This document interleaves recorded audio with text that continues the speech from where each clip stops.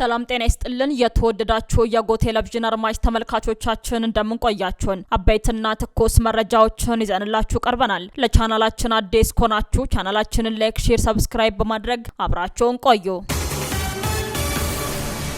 ጠቅላይ ሚኒስተር ዶክተር አብይ አህመድ ለስራ ጉብኝት ወደ ኢትዮጵያ ለመጡት የህንዱ ጠቅላይ ሚኒስተር ናሬንድራ ሞዲ በቦሌ ዓለም አቀፍ የአውሮፕላን ማረፊያ አቀባበል አድርገዋል። ጠቅላይ ሚኒስተሩ በማህበራዊ ትስስር ገጻቸው ባሰፈሩት መልእክት የህንድ ጠቅላይ ሚኒስተር ናሬንድራ ሞዲን ለይፋዊ ጉብኝት በመቀበሌ ደስታ ተሰምቶኛል ብለዋል። የክቡር ጠቅላይ ሚኒስተሩ ጉብኝት በሁለቱ ሀገሮቻችን መካከል እያደገ የመጣውን ትስስር የሚያመለክት ሲሆን ውይይቶችን በጋራ የቅድሚያ ጉዳዮች ላይ ትብብራችን የበለጠ የምናጠናክርበት እንደሚሆን እምነቴ ነው ሲሉ አክለዋል። ጠቅላይ ሚኒስተሩ ናሬንድራ ሞዲ በበኩላቸው በትዊተር ገጻቸው ባሰፈሩት መልእክት አዲስ አበባ መግባታቸውን ገልጸዋል።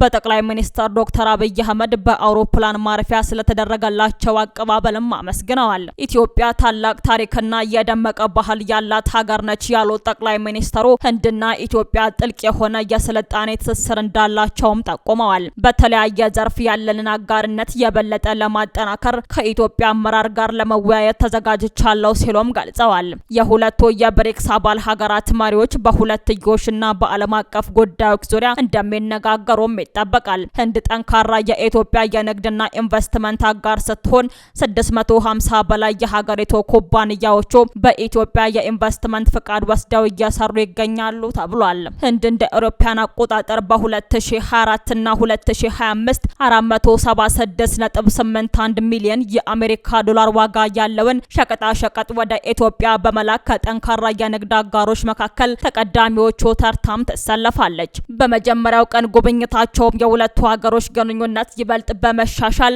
ወደ ስትራቴጂካዊ አጋርነት ከፍ ለማድረግ መስማማታቸውንም አስታውቀዋል። ይህም በሁለቱ ሀገሮች መካከል የሚደረግ ከፍተኛ ዲፕሎማሲያዊ ግንኙነት ነው። እንደ ማሳያ በሚከተሉት ዘርፎች ላይም በትብብር ለመስራት ተስማምተዋል። በምግብ ዋስትናና በግብርና ቴክኖሎጂ፣ በጤናና በሜዲካል ቱሪዝም፣ በአርቲፊሻል ኢንተለጀንስ፣ በተማሪዎች ስኮላርሺፕ፣ በዳታቤዝ፣ በኢነርጂ፣ በማዕድን ላይ ለመስራት ተስማምተዋል።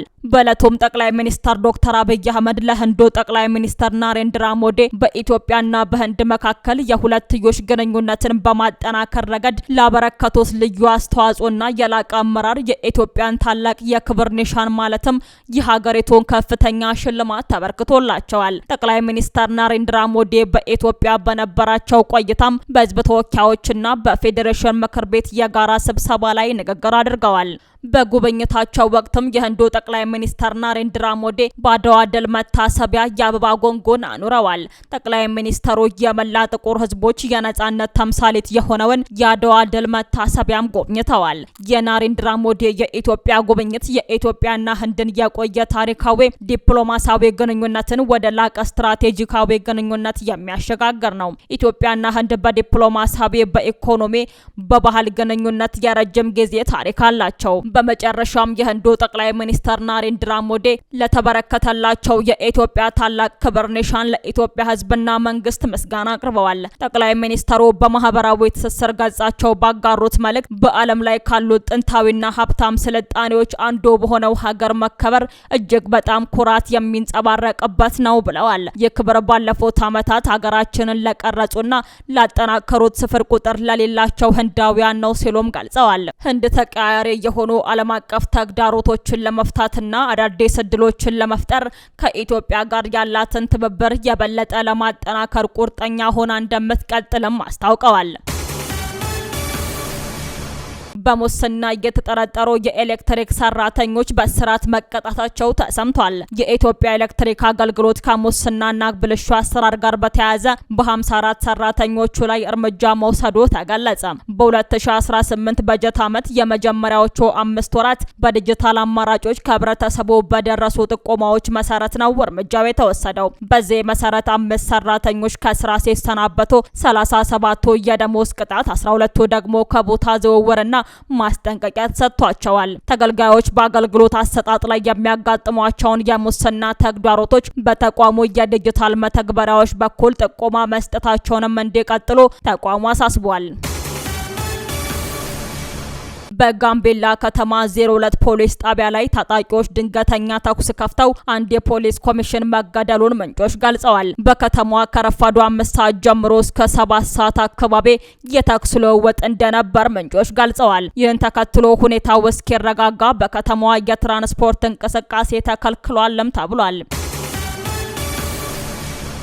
15000 ሐሰተኛ የብር ኖቶችን ለመሸጥ ሲንቀሳቀሱ የነበሩ ግለሰቦች በቁጥጥር ስር መዋላቸው ተሰምቷል። 15000 ሐሰተኛ የብር ኖቶችን ለመሸጥ ሲንቀሳቀሱ የነበሩ 2 ግለሰቦች ከነ ኤግዚቢቱ በቁጥጥር ስር መዋላቸውን የአዲስ አበባ ፖሊስ ጠቅላይ መምሪያ ገለጸ። ተከሳሾቹ የወንጀል ድርጊቱን የፈጸሙት በልደታ ክፍለ ከተማ ወረዳ 7 ልዩ ቦታው አሰብ ሆቴል አካባቢ ነው። ናታኒም ፍጹም የተባለው ግለሰብ ከግብረ አበሩ ሚኪያስ ዳባ ጋር በመሆን ምንጮ ያልታወቀ 15000 ሐሰተኛ የብር ኖቶችን በ8000 ትክክለኛ የኢትዮጵያ ብር ለመሸጥ ሲንቀሳቀሱ ህብረተሰቡ ለፖሊስ በተሰጠው ጥቆማ ፖሊስ ተጠርጣሪዎችን በቁጥጥር ስር ሊያውላቸውም ችሏል ተብሏል። ፖሊስ ግለሰቦቹን በቁጥጥር ስር አውሎ ባደረገው ከፍተኛ ፍተሻም ከኪሳቸው 75 ባለ 200 ሐሰተኛ ብር በአጠቃላይ 15000 የኢትዮጵያ ሐሰተኛ የብር ኖት ባደረገው ፍተሻ መያዙን የልደታ ክፍለ ከተማ ፖሊስ መምሪያ ገለጸ። ግለሰቦቹ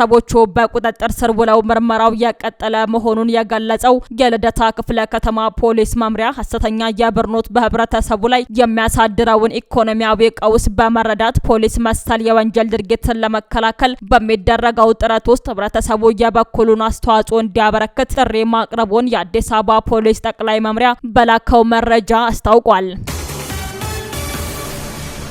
በኢትዮጵያ ከሚፈጸመው የትራፊክ ደንብ ጥፋት ብዛት ጋር ሲተያይ የሚቀጣው አሽከርካሪ አነስተኛ ነው ሲሉ የትራንስፖርትና ሎጂስቲክ ሚኒስተር ተናገሩ።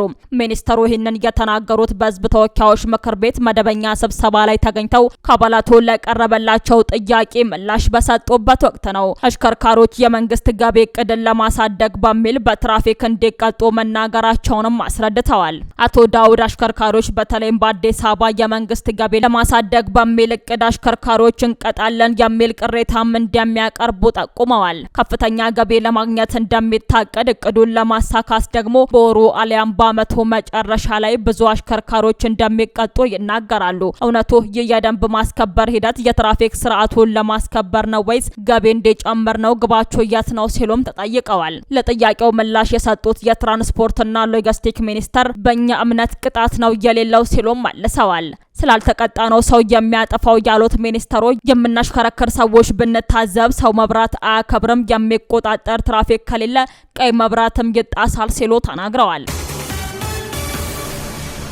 የሱዳን ፈጥኖ ደራሽ ጦር ቀጠናውን እየረበሸ ነው ሲሉ ፕሬዝዳንት ኢሳያስ አፈወርቂ ተናገሩ። የኤርትራው ፕሬዝዳንት ኢሳያስ አፈወርቂ ወደ ሳውዲ አቅንተው ከሳውዲው አልጋ ወራሽ መሐመድ ቢን ሳልማን ጋር ውይይት ማድረጋቸውን ተከትሎ ለአንድ ሚዲያ በሰጡት ቃለ ምልልስ የሱዳን ፈጥኖ ደራሽ ጦር ከበርካታ ሀገራት የጦር መሳሪያ እየጎረፈለት ይገኛል ያሉ ሲሆን ይህ ኃይል ለሱዳን እንዲሁም ለቀጠናው ከባድ ስጋት ደቅኗል ሲሉ መናገራቸው ተመላክቷል። ፈጥኖ ደራሽ ጦሩ በሱዳን ሲቪሊያንን እየገደለ ነው፣ አስገድዶ መድፈር እየፈጸመ ነው። ለዚህ ኃይል የሚደረገው የጦር መሳሪያ ድጋፍ መቆም እንዳለበት ለሳውዲው አልጋ ወራሽ እንደተናገሩ በቃለ ምልልሳቸው ላይ አንስተዋል። ኤርትራ ለሱዳኑ ወታደራዊ መሪ አልቡርሃን ድጋፍ እያደረገች መሆኑን ተከትሎ የሱዳን ፈጥኖ ደራሽ ጦር በኤርትራ ላይ እርምጃ እንደሚወስድም በተደጋጋሚ ማስጠንቀቂያ መስጠቱ ይታወሳል። ውድ አድማጭ ተመልካቾቻችን ለሰዓቱ ያዘጋጀንላችሁ መረጃዎቻችን እነዚህን ይመስሉ ነበር። አብራችሁን ስለነበራችሁ ከልብ እናመሰግናለን። በያላችሁበት ሰላም ቆዩን።